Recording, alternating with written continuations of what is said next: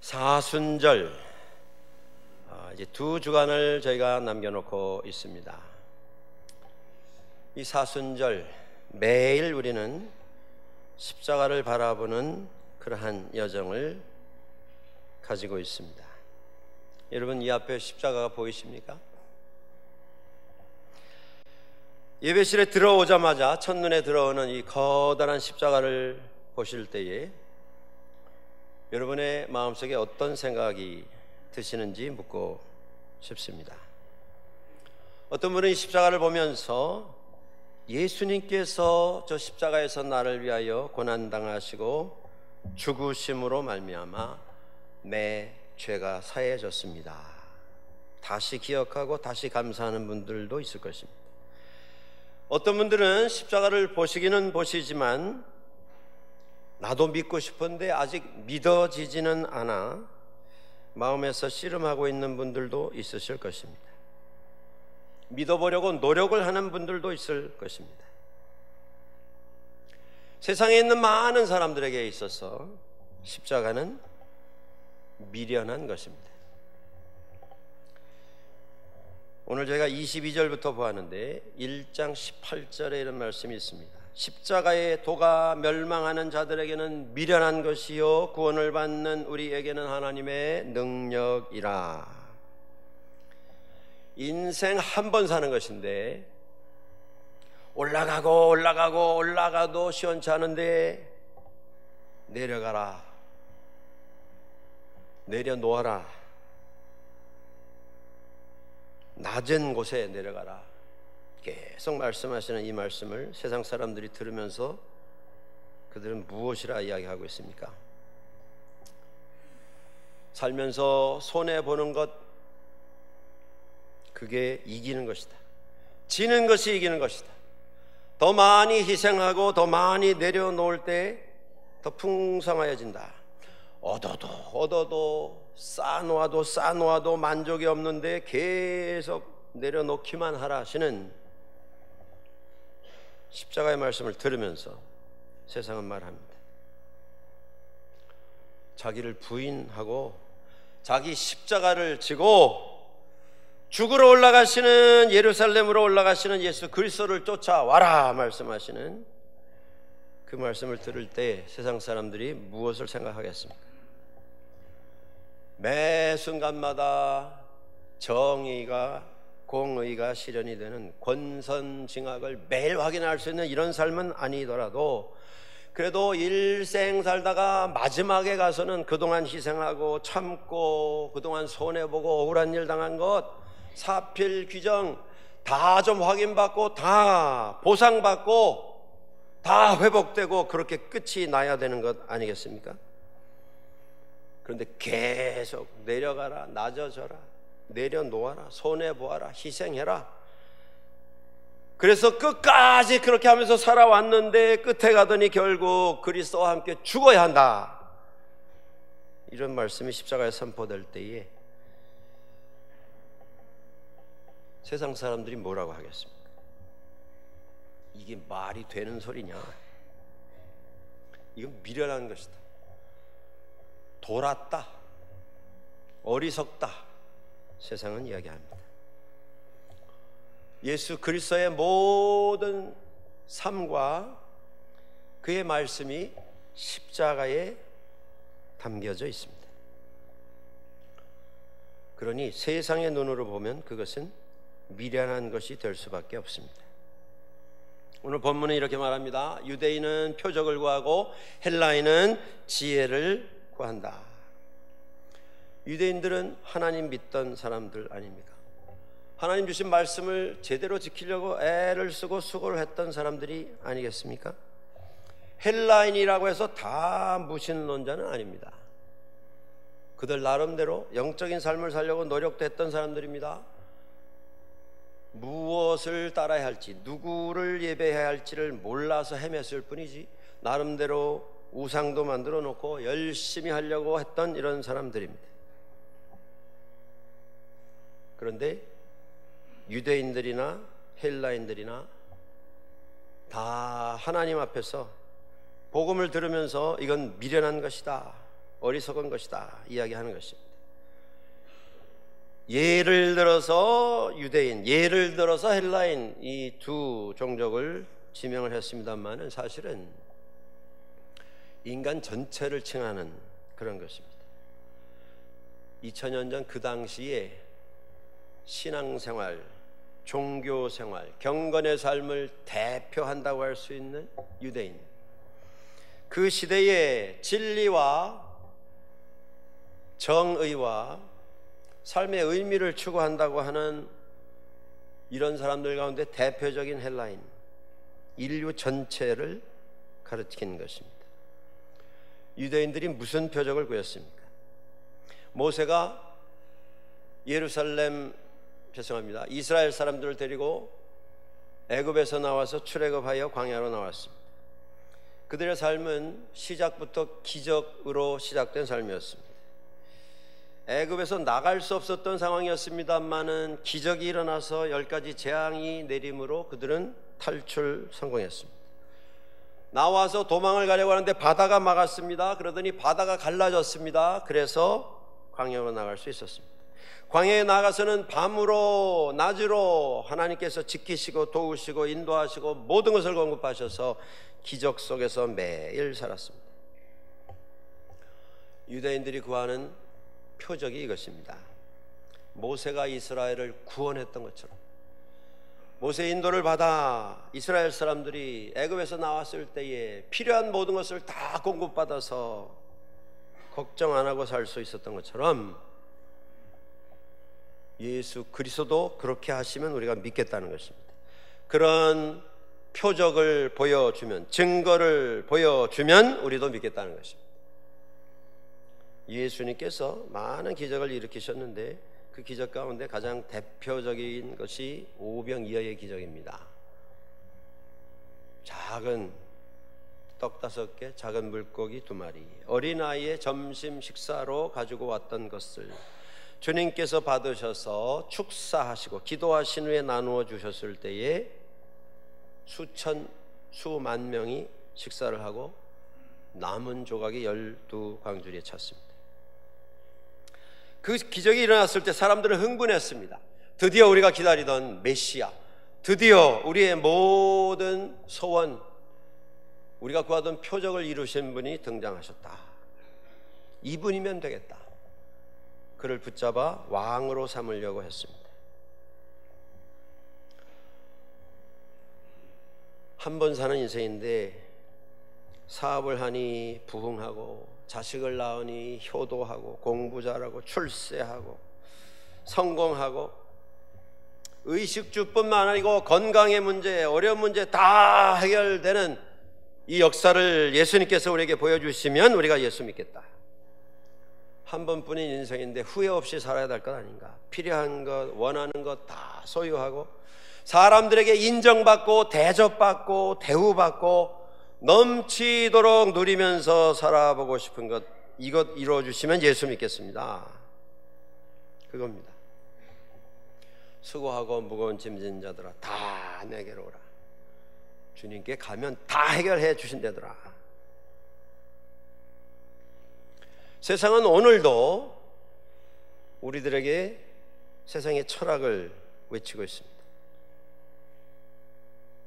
다다익선, more the better. 많으면 많을수록 좋은 것입니다. 높이 올라가면 올라갈수록 좋은 것입니다. 그런데 그 모든 일들이 빨리 이루어지면 빠를수록 좋은 것입니다. 내가 사용하는 물건은 비싸면 비쌀수록 좋은 것입니다. 그렇게 살면서도 세상 살면서 절대 억울한 일은 안 당하는, 절대 손해보는 일은 내가 허락하지 아니하는 삶 속에 사람들은 행복이 찾아올 수 있다, 이렇게 생각합니다.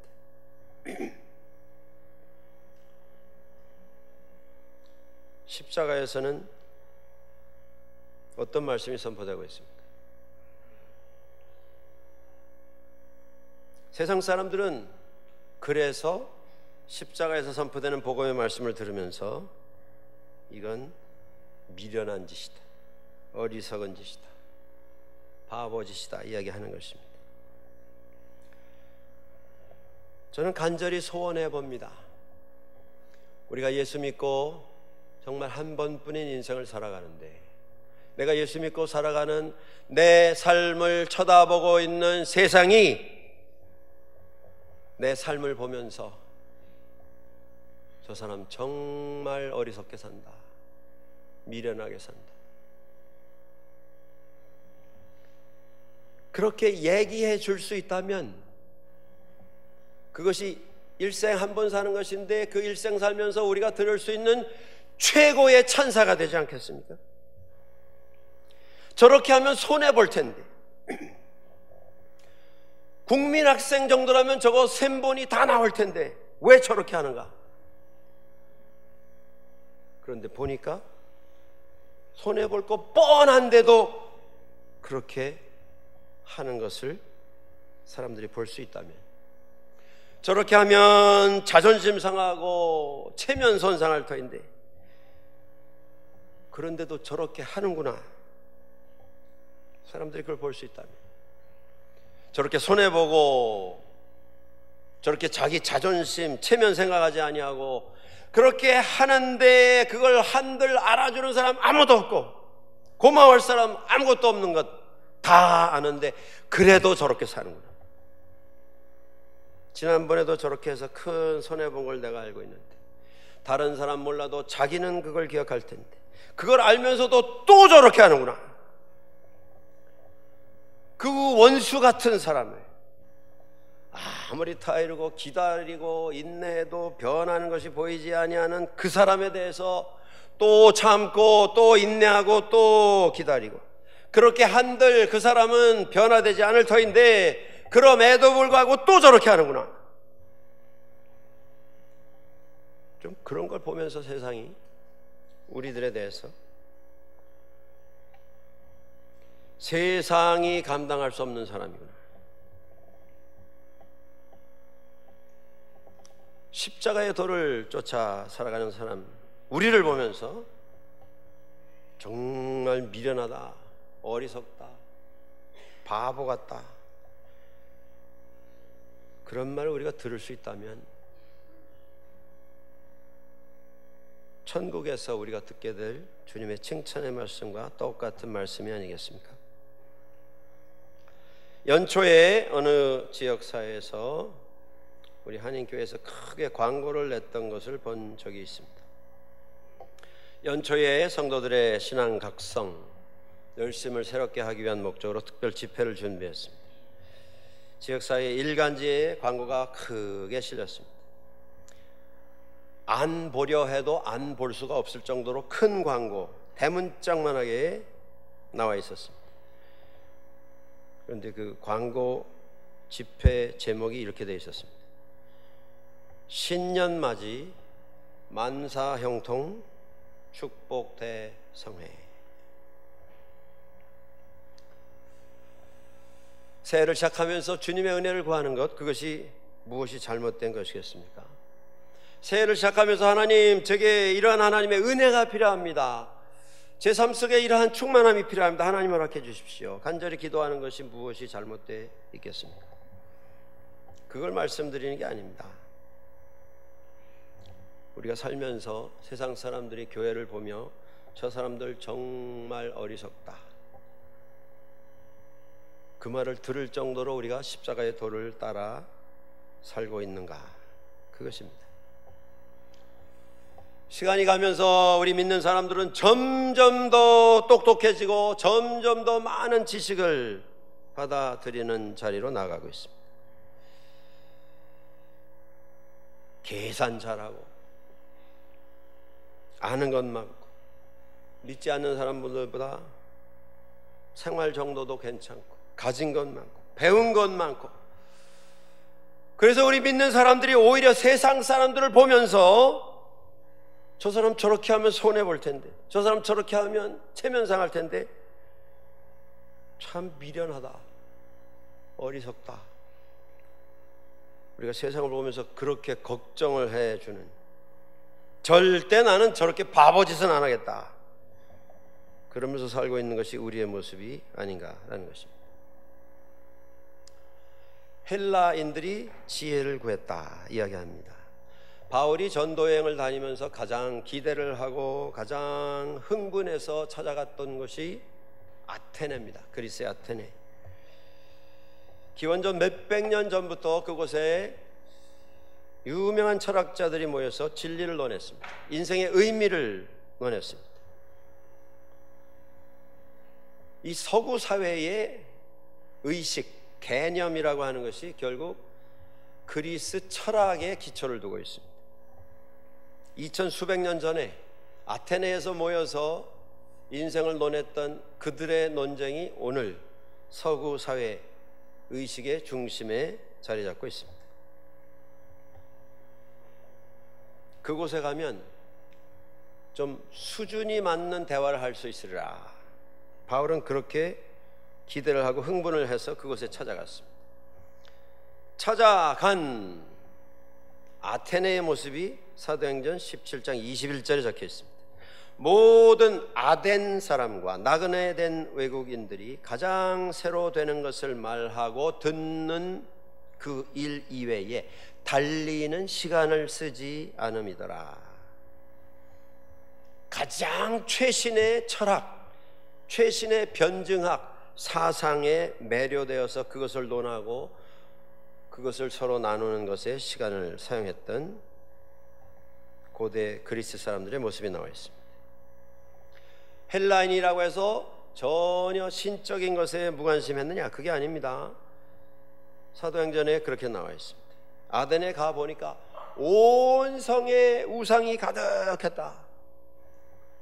무슨 신전을 지어놓고 신상을 세워놓고 그 앞에 나와서 제사를 드리는 그런 일로 도시가 꽉 차 있었습니다.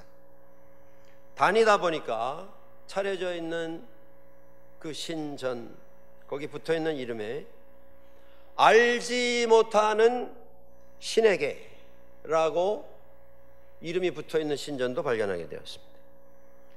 세상에 그들이 생각할 수 있는 온갖 신을 다 불러다가 신상을 새기고 신전을 세워놨는데 혹시 인간이 몰라서 빠뜨렸을까봐 다 뭉뜨려서 알지 못하는 신에게 라는 신전까지도 세우는 것입니다. 바울은 그들을 보고 이렇게 말했습니다. 범사의 종교성이 많다. 신에 대한 관심이 지대하다. 문제는 뭐였냐면 그 신을 알려고 하는 주체가 자기 자신에게 맞춰져 있다고 하는 것이 문제였습니다. 알지 못하는 하나님의 세계에 들어가서 하나님의 은혜로 하나님께서 허락해 주시는 하나님을 은혜 가운데 발견하고 깨닫는 이런 과정이 아니고 인간이 중심이 되어서 인간이 노력하고 사고하고 여러 가지로 연구하면서 신을 알아갈 수 있다. 그렇게 알므로써 나의 영적인 수준이 한 단계 높아진다 이렇게 생각했습니다. 이 헬라 사상을 주관하는 이 헬레니즘의 중심에는 인본주의와 영지주의가 자리 잡고 있습니다. 인본주의는 문자 그대로 인간이 주인이 되는 철학입니다. 내가 주체입니다. 내 인생의 주체, 내가 세상의 주체입니다. 영지주의는 영적으로 더 아름답고 더 높은 거룩한 것을 알아가면 내 수준이 점점 올라가서 끝내는 나도 영적인 존재가 될 수 있다. 그런데 그것을 해나가는 주인이 나라고 하는 것, 그게 그리스 사람들의 사고의 중심입니다. 그래서 부지런히 노력했습니다. 그래서 진리, 로고스, 이 세상에 과연 진리란 무엇인가, 그걸 알기 위해서 수고했습니다. 그리고 지혜, 필로스, 이 세상에 우리가 살아나가면서 알아야 할 것이 무엇인가, 그걸 붙잡기 위해서 부지런히 애를 쓰고 수고를 했습니다. 그렇게 함으로써 나의 삶의 수준이 달라질 수 있고 나의 영적인 범위가 달라질 수 있다 생각하는 것입니다. 부름받아서 허락해 주시는 은혜로 하나님을 만나는 것이 아니고 내가 하나님을 알아가는 인간으로서의 노력을 통해서 구원에 이를 수 있다라고 생각한 것입니다. 구원에 이르는 길을 제공하고 안내 역할을 해주는 복음이라면 예수 그리스도의 복음도 받아들일 수 있다. 그런데 우리가 다 내려놓고 우리의 삶까지도 예수 그리스도께 다 내어드리고 순종해서 살아간다. 그건 허용이 되지 않았습니다. 왜냐하면 그 주체가 나이지 어떤 다른 존재에 의해서 내가 구원 받을 수 있다라고 하는 건 받아들이지 못했기 때문입니다. 헬라의 사상은 계속 내 자신을 개발해 나가는 것입니다. 조금 더 높은 영적인 것을 생각하면서 깨달음을 키워가는 것입니다. 그리고 끝내는 내 자신도 신의 영역에까지 들어갈 수 있다 생각을 했습니다. 여러분, 모든 사람들이 노력을 한들 다 그렇게 될 수가 있겠습니까? 그래도 좀 생각의 영역을 넓힐 수 있는 가능성이 있는 사람들에게만 그런 경험이 가능하지 않겠습니까? 결국 이 헬라 사상의 가장 기초에 어떤 사상이 들어가 있냐면 이 모든 과정을 다 노력해서 감당할 수 있는 사람이 그 자리에 올라갈 수 있는 것입니다. 실력 있는 사람이 영적인 존재가 될 수 있다, 그겁니다. 더 많이 알고 더 많이 사고할 수 있는 사람이 거룩한 존재가 될 수 있다. 복음은 정반대의 말씀을 선포합니다. 십자가의 복음은 우리에게 인간이 기본 가지고 있는 예수 믿으면 잘 살 거다, 혹은 우리가 노력하고 수고하면 우리는 예수 그리스도의 수준에 다다를 수 있다라고 하는 그 주장과는 정반대의 말씀을 선포합니다. 그냥 선포하는 정도가 아니고 세상을 다 뒤집어 버리는 말씀이 십자가에서 선포된 복음의 말씀입니다. 인간은 선하지 않습니다. 과거에도 선하지 않았고 현재에도 그런 모습이 보이지 않습니다. 앞으로도 그럴 가능성이 없습니다. 인간 스스로 자기 자신을 거룩하고 선하게 만들 수 없다는 그런 말씀입니다. 하나님 앞에 서게 될 때 어떤 인간도 다 하나님의 진노 앞에 피할 길을 찾지 못한 죄인으로 서게 됩니다. 인간은 나면서부터 죄를 가지고 태어납니다.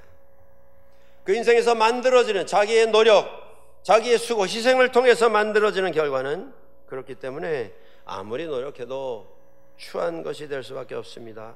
더러워 냄새나는 시신과 같은 모습을 가질 수밖에 없습니다. 사도 바울이 이 이야기를 하고 있는 것입니다. 세상에서 제일 경건하다고 하는 유대인들, 자기 힘으로 되지 않는다. 세상에서 제일 지혜롭다고 깊은 생각을 자랑하는 헬라인들, 둘 다 똑같다. 다 부족하고 안 된다는 것입니다. 남녀노소 빈부귀천 다 필요가 없다는 것입니다. 인간의 힘으로 스스로 구원받을 수 있는 존재가 없기 때문입니다. 사람은 마음 기초에 자기 주변에 있는 세상을 자기가 조종하는 것에서 찾는 행복을 추구합니다. 그 세상이 어떤 분에게는 좀 넓은 것이 될 수도 있고 어떤 분에게는 작은 것이 될 수 있습니다만 모든 사람에게는 자기 나름대로의 세상이 만들어져 있습니다. 그 안에서 자기가 그 세상을 좌로 우로 조절할 수 있는 거기에서 만족감을 찾습니다.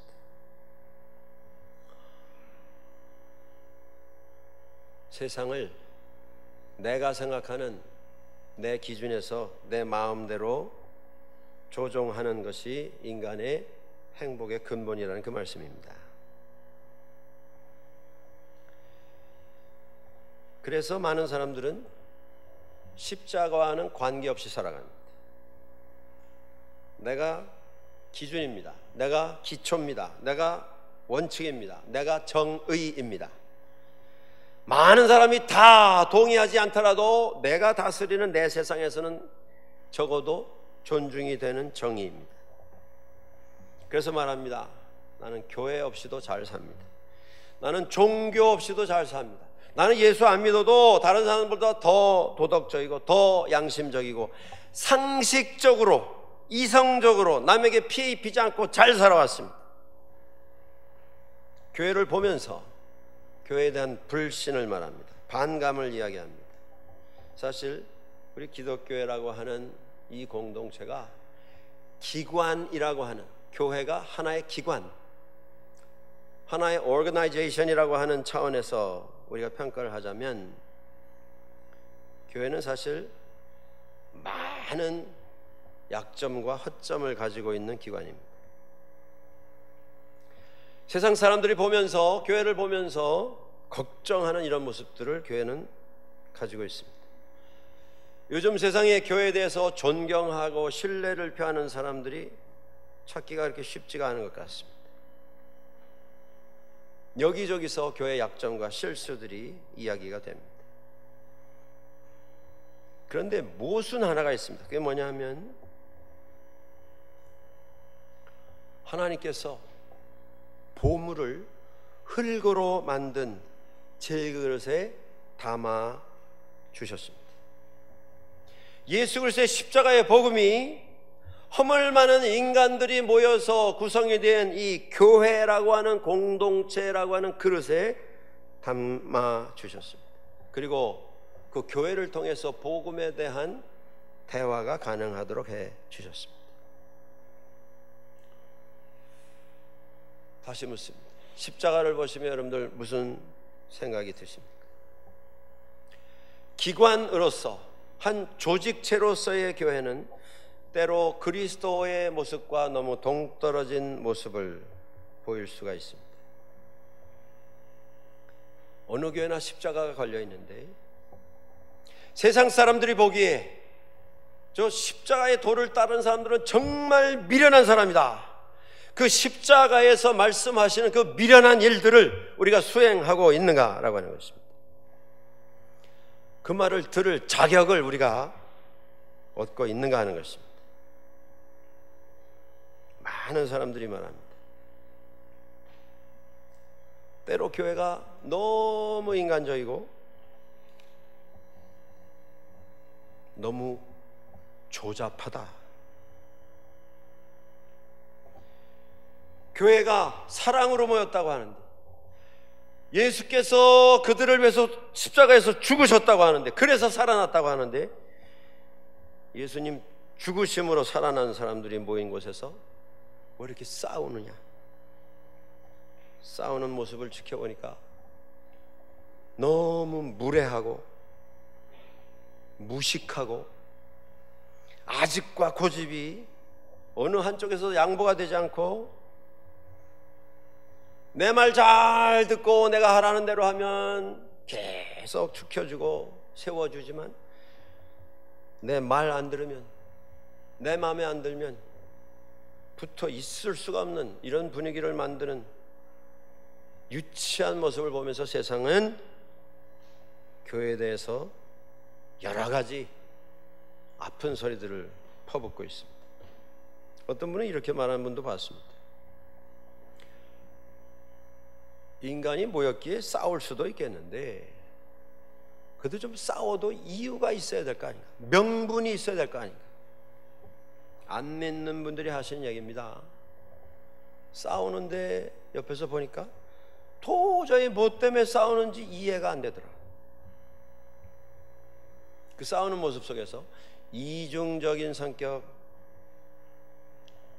판단에 좀 장애가 있는 것 아닌가, 걱정을 하는 정도의 이런 모습들을 보면서 교회를 걱정하는 분들이 있는 것을 보게 됩니다. 저는 목회자의 가정에서 태어났습니다. 젊어서부터 신학 공부를 하고 교회를 섬겨왔습니다. 이제 제가 앞으로나마 담임 목사로서 목회할 시간이 지나온 시간에 비하면 10분의 1도 안 남은 것 같습니다. 그런 시점에서 제가 뒤를 돌아보면서 교회를 바라보게 될 때에 제 마음을 대단히 불편하게 하는, 제 마음에서 빠져나가지 아니하는 질문이 하나 있습니다. 교회와 세상이 과연 어떻게 다른가? 이 질문입니다. 긴 여정 지나오면서 뒤를 돌아보며 저는 제 자신을 포함해서 하나님 앞에 죄송한 회개의 마음을 가지면서 이런 생각을 해봅니다. 교회와 세상이 다른 것 하나가 있는데, 교회는 하나님이라고 하는, 예수님이라고 하는 이름 사용하는 것, 혹시 그것만 다른 건 아닌지.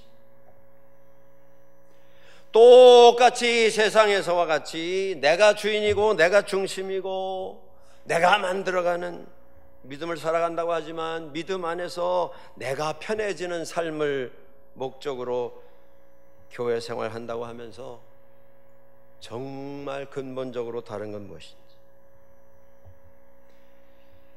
세상 사람들이 교회를 보면서 세상이 감당할 수 없는 사람들이다, 그런 고백을 우리가 만들어내고 있는지.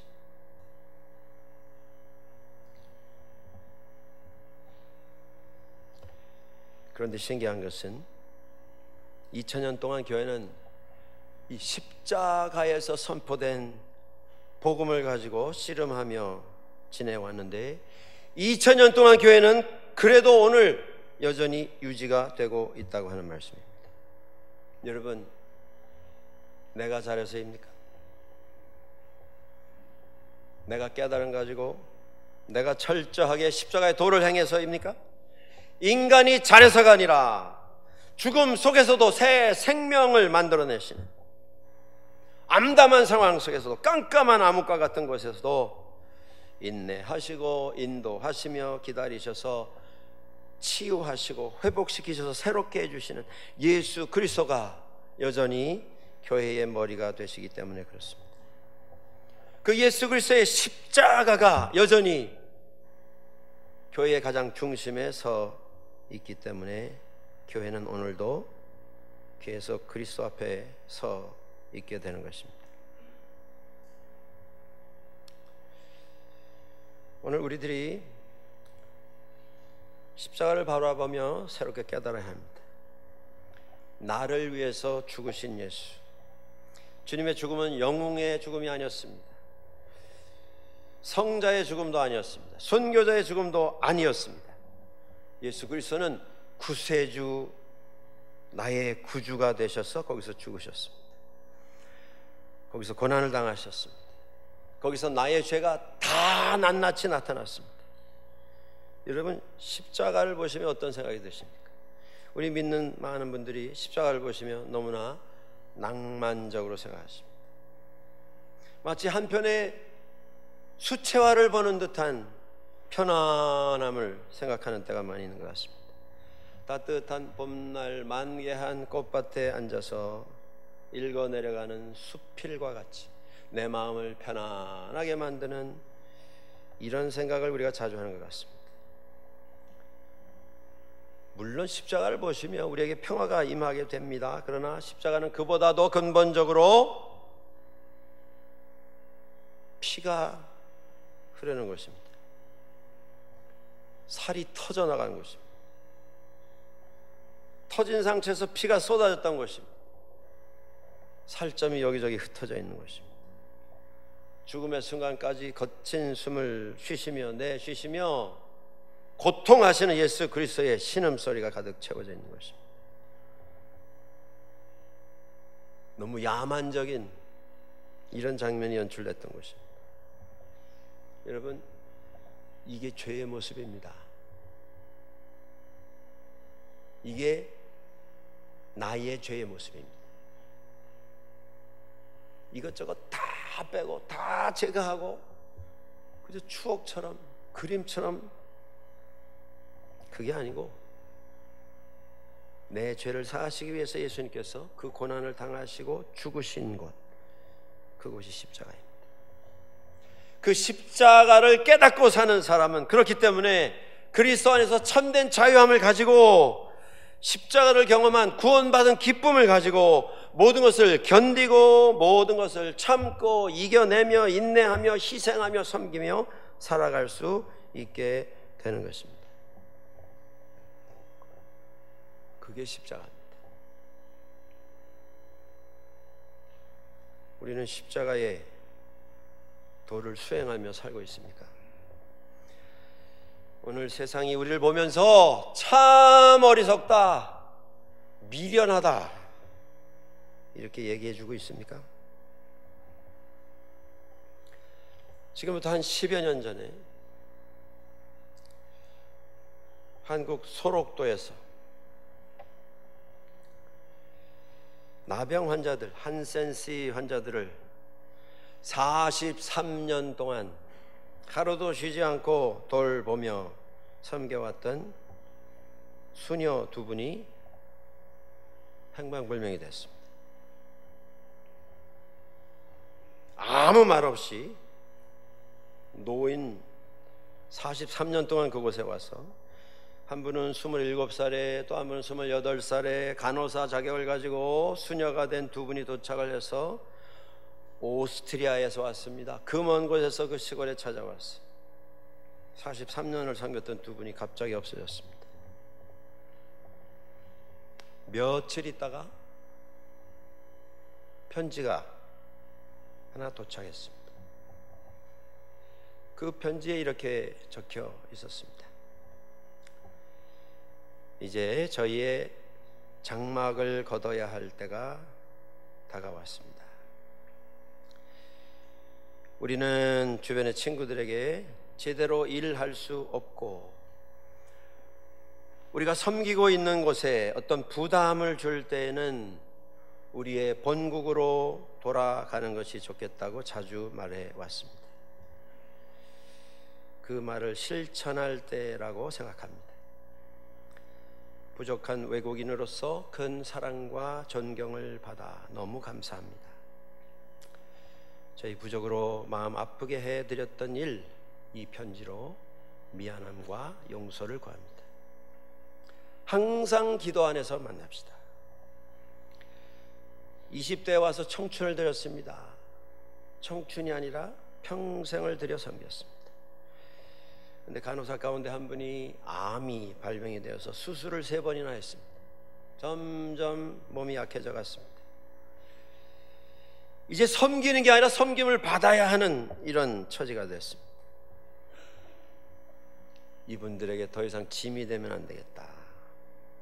짐을 싸서 아무도 보지 않는 시간에 조용히 고향으로 돌아갔습니다. 몇 년 전에 10년이 지난 다음에 그분들이 한국에 다시 방문을 왔습니다. 기자들이 벌떼처럼 대들어서 여러 가지 질문을 했습니다. 소록도에서 평생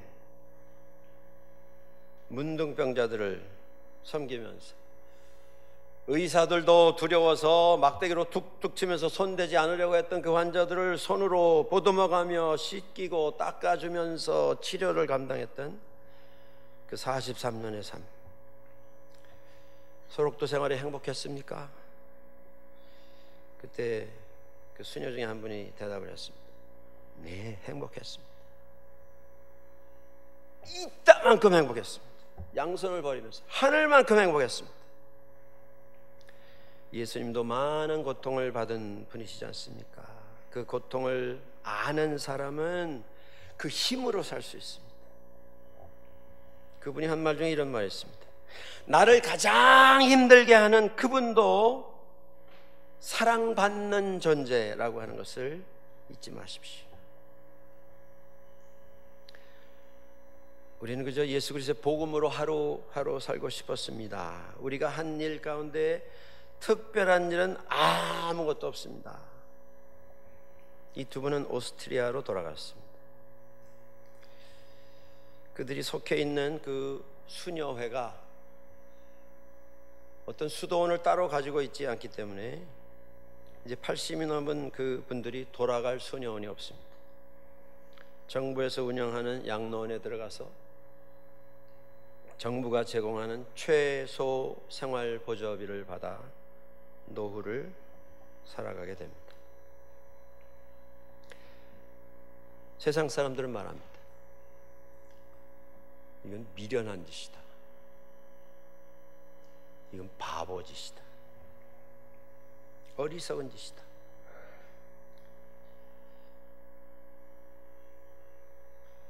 우리들은 지난 주간에 또 한 명의 대통령이 부정축제와 뇌물수수 혐의를 받고 검찰에 끌려 나온 모습을 고통 가운데 지켜봐야 했습니다.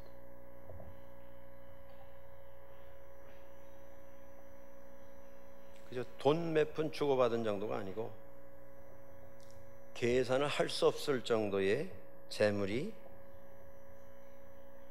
질문의 대상이 되고 있습니다. 창피하고 속상했습니다. 그 모습을 보는 우리 모두의 마음이 너무 슬펐습니다.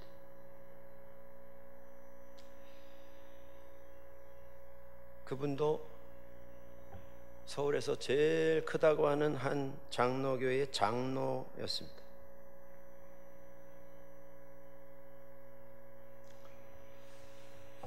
십자가를 바라보는 우리들,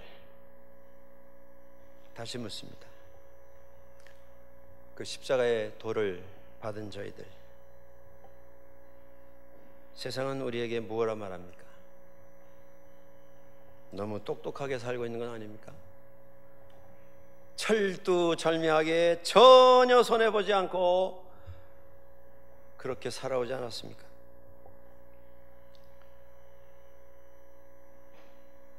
복음이 말씀하시는 미련한 그 삶의 모습이 우리에게 남아 있습니까?